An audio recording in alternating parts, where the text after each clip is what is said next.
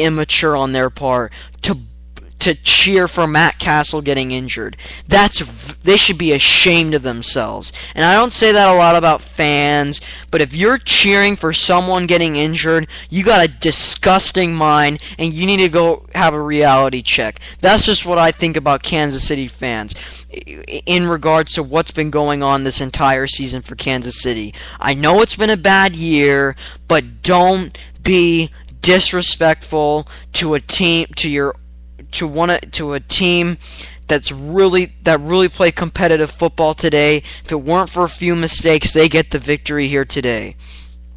I really thought, Matt Castle, look, he had a bad day. Flacco had a bad day. Everyone had a bad day on offense, but they just couldn't muster up and couldn't, the turnover battle, they could not win. And it really shot themselves in the foot. They had opportunity after opportunity, and they couldn't capitalize. And I'm surprised that Baltimore didn't come in there with a no-huddle attack and try to attack this Kansas City defense. And it just looked like a terrible game for both teams. I'm still wondering how both of these teams are going to recover after this. And to me, both of these teams look really, I don't want to say mediocre, but they don't look like the teams that are putting up, they don't look like they are going to win Super Bowls. And some of you are saying, why are you saying the Baltimore Ravens are not going to win a Super Bowl? I don't think the Baltimore Ravens, in my mind, have the consistency to get to the big game. And maybe it's their offense, maybe this was just a game where they had a bad day, I don't know, but it just seems like this team, they can't make those plays that are so critical, that just separate yourself in a game. And today, it just looked so sluggish. You felt, Kansas City's gonna make a play. Kansas City's gonna make a play. They're coming, and it just seemed like Kansas City imploded.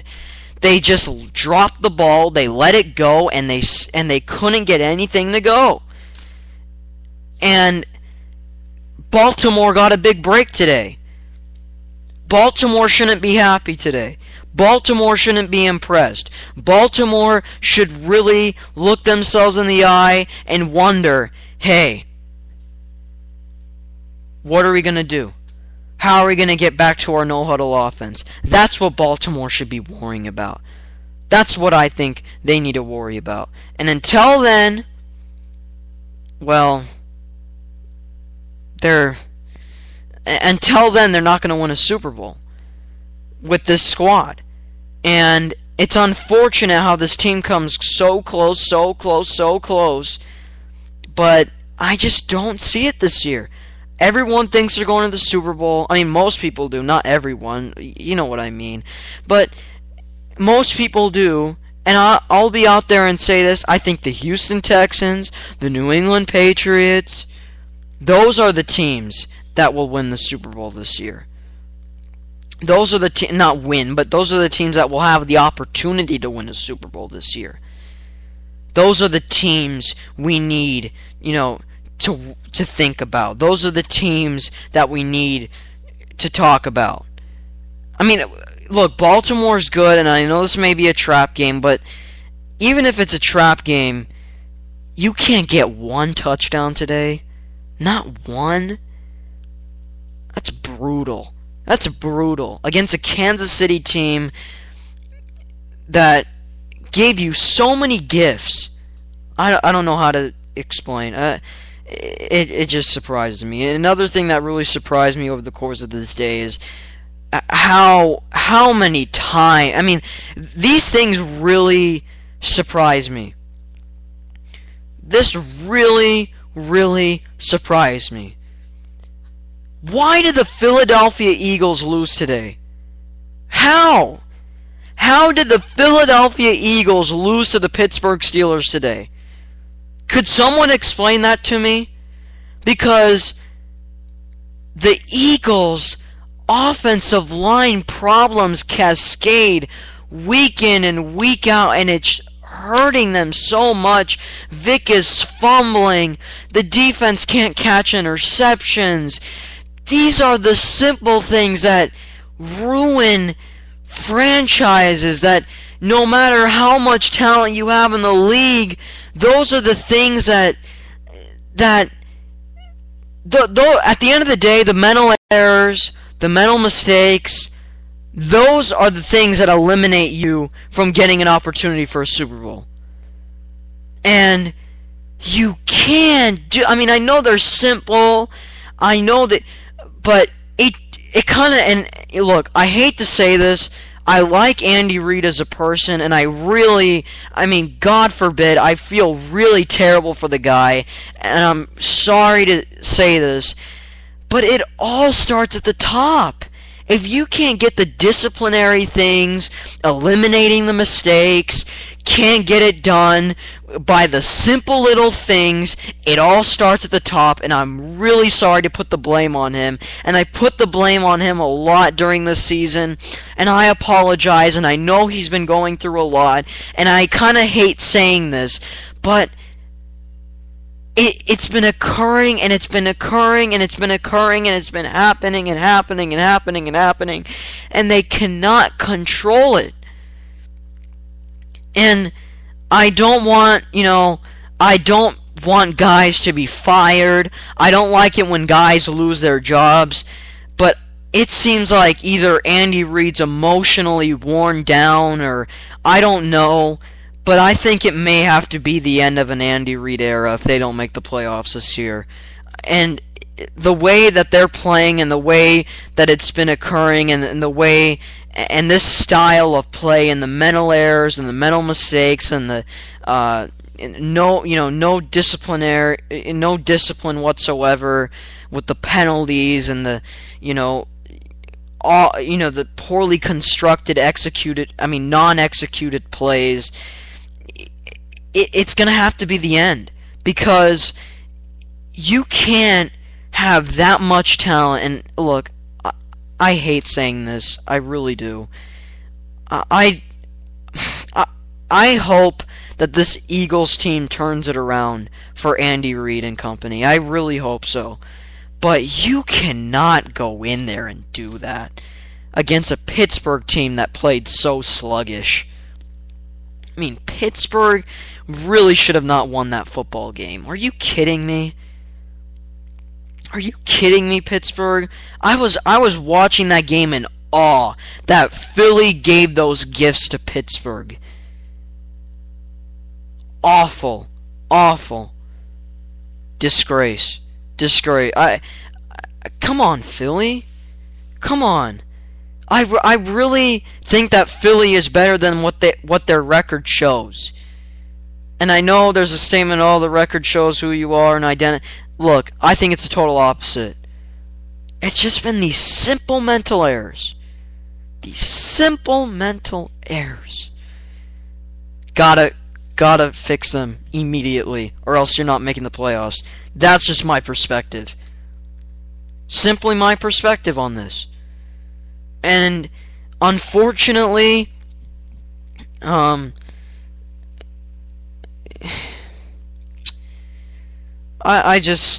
hope Philly, gets back on track. Alright? And we're going to get back on track because I made a mistake in the beginning of the show, not telling you what number to call and to comment. Please comment in the green bubble. Please call in at 949-456-2911. I want to hear your thoughts. I want to read your thoughts. I want to know what you thought of Week 5. I want to know what you think about, the San Diego Chargers and the New Orleans Saints, and they're almost at kickoff with Jordan Sparks, opening it up here today. I want to know what your thoughts are in regards to how the New England Patriots played today, or in regards to how San Francisco played today, or whatever the case may be. Because in one moment, you will, after the break, and after we're going to get J.P. Pelsman on the program. He's going to talk Houston Texans and New York Jets. He covers the New York Jets. The Record in New Jersey. He's a staff writer over there. He's going to be on the program. We are going to get him soon. We're going to take a quick break, get him soon. Then we'll get your thoughts. I'll talk more about Monday night football game. Talk more about what happened this week. Give you some updates here today for this Sunday night game. So, let's take a quick break. We'll be back in a moment. Okay, we are back here today. We're going to have our guest. Yes, our man. Here today, J.P. Pelsman will be on the program. So, let's just take one moment. We're going to take one more break. Then we'll get J.P. Pelsman on. Please comment on the comment bubble. Put your comments on. We'll get some of your calls, 949-456-2911, or you can tweet me at SM_Cameron. And let's take one last break. Alright, back on the Cameron Sadeghi Show. I am here with J.P. Pelsman, staff writer for The Record in New Jersey. He covers the New York Jets and is here on the program to discuss the Houston Texans and the New York Jets. I want to first ask you this, J.P. How are you doing? Not bad, Cameron. How are you? Great. And, J.P., I want to ask you about this whole quarterback situation. I know the team's gone through a ton of problems. We had Jay Glazer on Fox Sports say today that, Tebow will get more time during the game against Houston. He'll get more opportunities. People are clamoring for Tebow. I've heard some people predict that, Tebow might come in after this week. Since you've been around and, covering the team, what are your thoughts, and when do you sense that we might we might see Tim Tebow become the starter for the New York Jets? Well, Cameron, I kind of agree with some of those opinions. I think if the Jets do really poorly on offense tomorrow, if it's another bad game like it was against San Francisco, it would not shock me if you saw Tebow start the next Sunday also at home against Indianapolis. This may sound crass, but this is really the way I see it, is that I think Tebow, his first start, whenever it comes, Cameron, will be at home. Because Woody Johnson knows that can maximize ticket sales or what have you. I mean, think about it, the game after Indianapolis is at New England. I don't think that's where you want to have him make his first start. So I kind of feel like if Mark Sanchez plays really poorly, it won't shock me if they go to Tebow for Indy. Now, if Mark Sanchez plays well, and they win, obviously they don't bench him, but let's say he plays well, but they lose a close game, then I think the Tebow thing could calm down for a while, and maybe you see him maybe later in the month, like they play Miami at home on the 28th. But I really believe that just to maximize all the hype and everything, it would surprise me if his first game is a road start. I think his first start, wherever it comes, Tebow will be at home. Okay, JP, and to me, I've been saying yes, it's a quarterback problem. I mean, look, I think Sanchez is wildly inconsistent in my mind, but I think Tebow limits the turnovers for the team. But I think there are so many issues all around. I mean, the defense is lackluster so far. The special teams last week wasn't good. It just seems like the running game has not been there.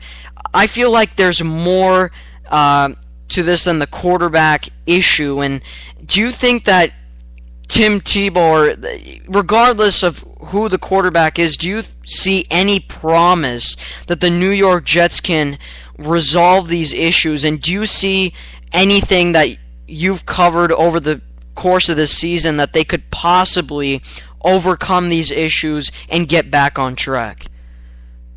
Well, you hit it there. I mean, I think the offensive line is kind of a problem that people are talking about because they're talking so much on the quarterbacks.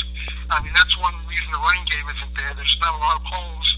And to be quite frank, Sean Green, when he's out there, doesn't seem to find the holes when they are there. So I think